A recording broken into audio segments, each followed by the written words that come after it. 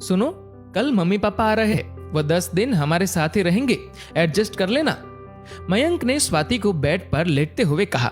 स्वाति जवाब में बोली, कोई बात नहीं, आने दीजिए, अब की बार शिकायत का कोई मौका नहीं मिलेगा। रात काफी हो चुकी थी। स्वाति ने लाइट बंद कर दी और दोनों सो गए। सुबह जब मयंक की आंख खुली तो स्वाति बिस्तर पर नहीं थी। वो इधर उधर देख ही रहा था कि इतनी देर में स्वाति ने गर्मा गर्म चाय की प्याली मयंक के आगे कर दी और कहा, चाय ले लो। मयंक बोला, अरे तुमने आज इतनी जल्दी नहा लिया? हाँ, तुमने रात को बताया था कि आज मम्मी पापा आने वाले हैं, तो सोचा घर की थोड़ी साफ सफाई कर लूं। स्वाति ने चाय की चुस्की लेते हुए कहा, वैसे किस वक्त आ जाएंगे मम्मी पापा? मयंक बोला, दोपहर वाली गाड़ी से पहुंचेंगे, 4 तो बज ही जाएंगे। स्वाति, देखना कहीं पिछली बार की तरह। मयंक बात पूरी करता उससे पहले ही स्वाति बोली, नहीं नहीं, पिछली बार जैसा कुछ भी नहीं होगा, और उठकर रसोई की तरफ बढ़ गई। मयंक भी नहाने के लिए बाथरूम की तरफ बढ़ गया। नाश्ता करने के बाद मयंक ने स्वाति से पूछा, तुम तैयार नहीं हुई? क्या बात, आज स्कूल की छुट्टी है? नहीं, आज तुम निकलो, मैं ऑटो से पहुंच जाऊंगी, थोड़ा लेट निकलूंगी। स्वाति ने लंच बॉक्स थमाते हुए मयंक को कहा। बाय बाय कहकर मयंक बाइक से ऑफिस के लिए निकल गया और स्वाति घर के काम में लग गई। मुझे तो बहुत डर लग रहा है, मैं तुम्हारे कहने से वहां चल तो रहा हूं, लेकिन पिछली बार बहू से जिस तरह खटपट हुई थी, मेरा तो मन ही भर गया था। ना जाने ये 10 दिन कैसे जाने वाले हैं। मयंक के पिताजी मयंक की मम्मी से कह रहे थे।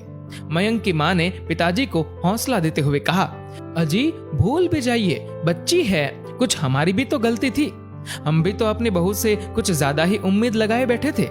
उन बातों को साल भर बीत गया है, क्या पता कुछ बदलाव आ गया हो। इंसान हर पल कुछ नया सीखता है, क्या पता कौन सी ठोकर किसको क्या सिखा दे। मयंक की मां ये कहकर चुप हो गई और बीते पल याद करने लगी। 2 भाइयों में मयंक बड़ा था और विवेक छोटा। मयंक गांव से 10वीं करके शहर आ गया था आगे पढ़ने, और विवेक पढ़ाई में कमजोर था, इसलिए गांव में ही पिताजी का खेतीबाड़ी में हाथ बटाने लगा। मयंक बीटेक करके शहर में ही नौकरी करने लगा। स्वाति से कोचिंग सेंटर में ही मयंक की जान पहचान हुई थी। ये बात मयंक ने स्वाति से शादी के कुछ दिन पहले बताई। पिताजी कितने दिन तक नहीं माने थे इस रिश्ते के लिए, वो तो मैंने ही समझा बुझाकर रिश्ते के लिए मनाया था, वरना ये तो अपने दोस्त की बेटी अंजलि से ही मयंक का रिश्ता करने की जिद लगाए बैठे थे। स्वाति के घर वाले शादी के लिए गांव आए थे। 2 साल होने को आए उस दिन को भी। शादी के बाद दोनों शहर में ही रहने लगे। स्वाति भी प्राइवेट स्कूल में टीचर की जॉब करने लगी। पिछली बार जब गांव से आए थे तो मन में बड़ी उमंगे थी, पर 7-8 दिन में ही बहू के तेवर और बेटे की बेबसी के चलते जल्दी गांव वापस जाना पड़ा था। कई बार मयंक को फोन करके बोला भी कि बेटा गांव आजा मिलने, पर वो हर बार कह देता, माँ छुट्टी ही नहीं मिलती, कैसे आऊं। लेकिन मैं ठहरी एक माँ, आखिर माँ का तो मन करता है ना अपने बच्चे से मिलने का। बहू चाहे कैसा भी बर्ताव करे, काट लेंगे किसी तरह ये 10 दिन, पर बच्चे को जी भर कर देख तो लेंगे। अरे भगवान उठ जाओ, स्टेशन आ गया, उतरना नहीं है क्या? मयंक के पिताजी की आवाज मयंक की माँ को यादों की दुनिया से वापस खींच लाई। सामान उठाकर हम स्टेशन से बाहर आ गए और ऑटो में बैठकर घर के लिए रवाना हो गए। घर पहुंचे तो बहू घर पर ही थी।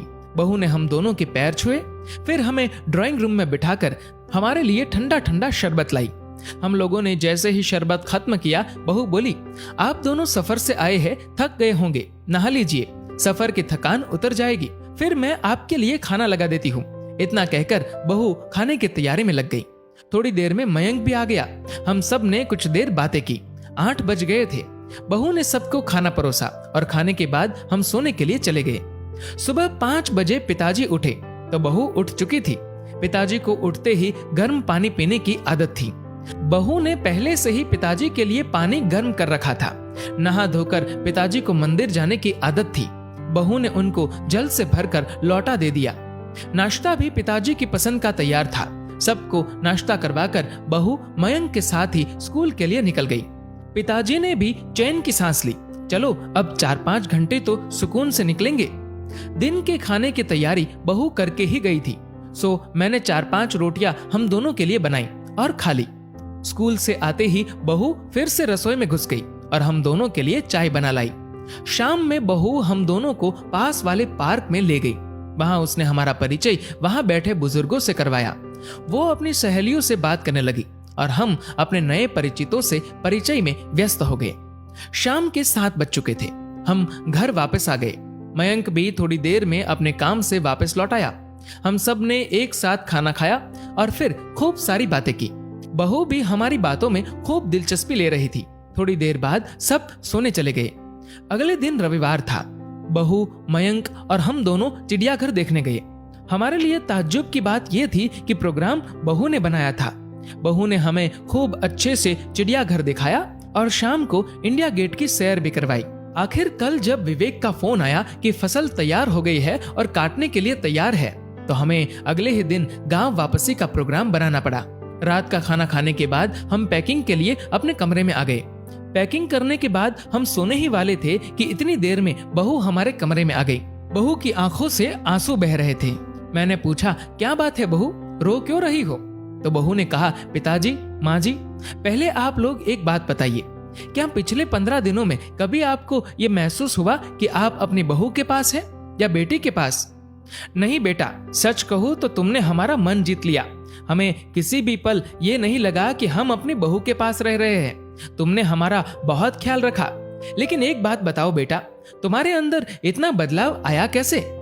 बहू बोली, पिताजी, पिछले साल मेरे भाई की शादी हुई थी। मेरे मायके की माली हालत बहुत ज्यादा बढ़िया नहीं है। इन छुट्टियों में जब मैं वहां रहने गई तो मैंने अपने माता पिता को एक एक चीज के लिए तरसते देखा। बात बात पर भाभी के हाथों तिरस्कृत होते देखा। मेरा भाई चाहकर भी कुछ नहीं कर सकता था। मैं वहां उनके साथ हो रहे बर्ताव से बहुत दुखी थी। उस वक्त मुझे अपनी करनी याद आ रही थी कि किस तरह का सलूक मैंने आप दोनों के साथ किया था। किसी ने ये बात सच ही कही है कि जैसा बोओगे वैसा काटोगे।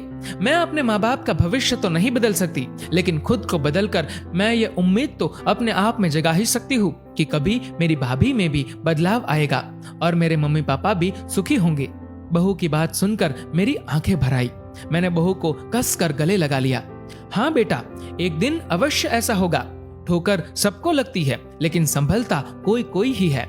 लेकिन हम दुआ करेंगे कि तुम्हारी भाभी भी संभल जाए। बहू अब भी रोए जा रही थी। उसके आंखों से जो आंसू गिर रहे थे वो शायद उसकी पिछली गलतियों के प्रायश्चित के आंसू थे। दोस्तों, इस वीडियो को लेकर आपकी क्या राय है, नीचे कमेंट करके जरूर बताएगा। और अगर आपको ये वीडियो अच्छा लगा हो तो इस वीडियो को लाइक करेगा, ज्यादा से ज्यादा लोगों तक शेयर करेगा और ऐसे ही और भी इंस्पिरेशनल वीडियोस के लिए सब्सक्राइब करें हमारे यूट्यूब चैनल को और फेसबुक पर फॉलो करें हमारे पेज को। धन्यवाद।